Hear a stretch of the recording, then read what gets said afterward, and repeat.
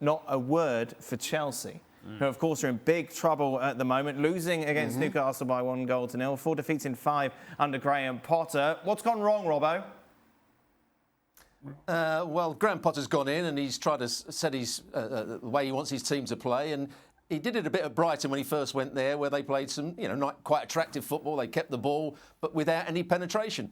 And that's been the problem for him so far. He's had lots of injuries as well, so he hasn't been able to pick a settled side. He's changed the system on numerous occasions, and he's trying to find out the best team and the best players for each position. And at the moment, it's a bit of a worry for him because they're not playing with a great deal of passion either. They're not defending for their lives, and they're losing football games. So, as we know with Chelsea, when you start losing football games, the manager will always come under pressure.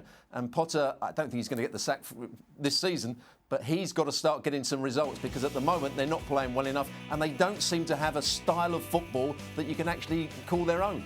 What are you hearing, Gab? I think Potter's fine. I agree with Robbo. I think there's enough people in and around the ownership who've explained that this guy's actually very good, but he inherited a team with an absolutely wretched summer transfer campaign. I think those people who are saying, oh look, his style is very similar to Tuchel's, really don't understand football at all. It's a very different style. He needs time to work. He hasn't had that, the pace of the games twice a week. It's not something he was used to at Brighton. I think in some ways also it looks worse than it is because if you remember his first run of games, I heard all these people saying, oh look, he's undefeated. Oh look, Potter's undefeated in November and blah, blah, blah. I'm like, he hasn't played anybody. They played Manchester United and they played Milan twice in the Champions League. Apart from that, they basically played a bunch of cupcakes along the way.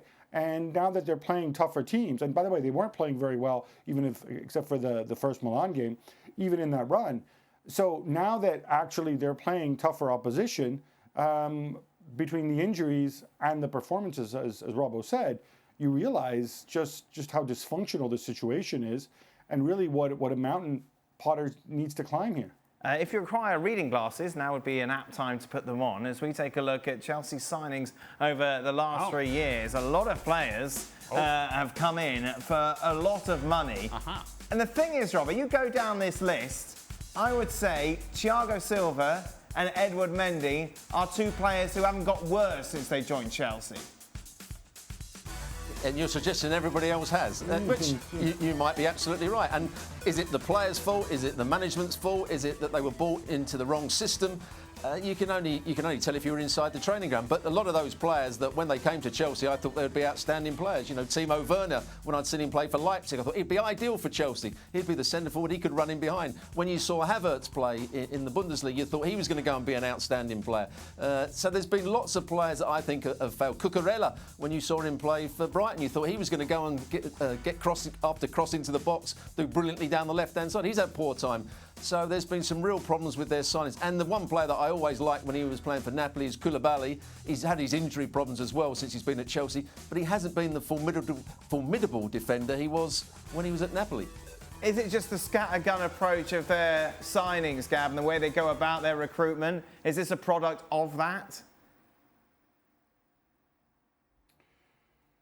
I think they were trying to build towards something, although I think that they probably made some mistakes before under the old regime, so to speak. Last summer, we know what happened because of the change of ownership. Everybody from Scott McLaughlin to Peter Cech to Marina Granovskaya, all these people who had been part of Chelsea's success, they were all moved on, understandably so. And Todd Bowley himself, I think, joked that he's the interim sporting director. And so you had, a guy who probably hadn't even really thought about football at all until a few months earlier, and teamed up with a guy who is very much a coach in Thomas Tuchel, and not a recruitment specialist, not a scout, not a director of football. You had those two guys working together. And so you saw a lot of the signings that we saw this summer. They're not all bad signings. I think most of them are vastly overpriced. And, a wise person said, there's no bad assets, there's only incorrectly priced assets. And I think that's what some of these players certainly feel like at this stage. how difficult is it for these players to come in to somewhere that isn't an established side? If you see what I mean, there's no spine to this team. It's not just like adding a couple of more ingredients to make this a tastier dish. It just seems to be starting from scratch every time. Well, if you know what this dish is supposed to look like at the end, I think that would help. I mean, right now, and I think it was Stuart who touched on it, nobody knows what to expect of Chelsea. Nobody knows what this Chelsea is even supposed to look like. So you're not quite sure what you're asking of all those signings. And yes, I thought last summer's transfer activity was haphazard at best. Good players, but coming into a system that and change of coach, nobody quite knows what to make of, and it's just imploding. And for as good a manager as Potter has shown himself to be, the longer this continues, the harder road back it is. Players become disenfranchised. They're not sure what their role is, what his role is, or his future at the club is. Nobody's still quite sure what Tomboli's going to be doing with the club and how he's going to be managing it. He's behind there. What's up, Tom? Nobody's quite sure what he's doing back there.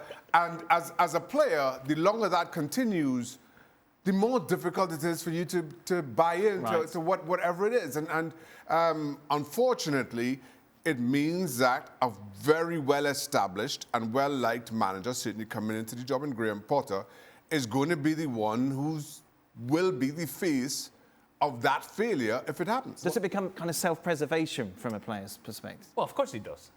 It's human nature. You start feeling, oh boy, right. Everybody's walking on eggshells, and if you're walking on eggshells, you're going to take care of you first. Now, I'm going to go along with the analogy of the dish that you just mentioned, right? Well, it's only been a couple of years ago, or removed from this dish, winning Champions League. Michelin star, you could say, couldn't you, if it's Champions League? So how much did this need to change in order for them to stay competitive and stay at that level? I think what really should be highlighted here is how quickly the fall from grace has happened for this group of players. That indeed there was a core group in place, that indeed there was a team that was successful, that reached some level of success to the point of winning Champions League, and then 2 years removed from that, we are having this conversation as to we're considering whether Graham Potter is the right answer or not, and as to whether he's going to be the face of the failure or not. I think it goes beyond just the players that they've gotten. The decisions at the administrative level, obviously, the change in ownership plays a part into this. The whole culture of the club plays a part into this. And as to your question, Dan, yes, when you know things are in trouble, you're going to take care of yourself first. Right. That's just the way it is. You want to protect your career. You want to protect your path. You want to protect yourself. But the mistake is, and it's a common mistake, when you do that, you're not any closer to playing as a team, to playing together, to playing well on the field, and to performing well on the field together. And the only way to win matches is to play well together. So it's one of those things. You want to protect yourself, but you have to give enough of yourself and put yourself out there just enough to make sure that this team plays well together. And I don't think they've been able to do that. So how does Potter address that, Robbo?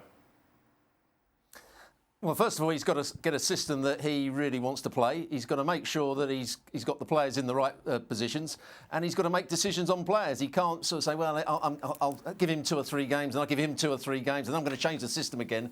He's got to give the players something to focus on. This is the way we're going to play. I've now had a good look at you for 8 weeks or 8 matches or whatever it is. I'm now going to play this sort of system. I'm going to play you there, and we're going to go with this for the next month when they come back, or next month, 2 months. And I'm going to get it right. I'm going to get it right. Because that's the problem. As Ali said, the players will be looking at the manager.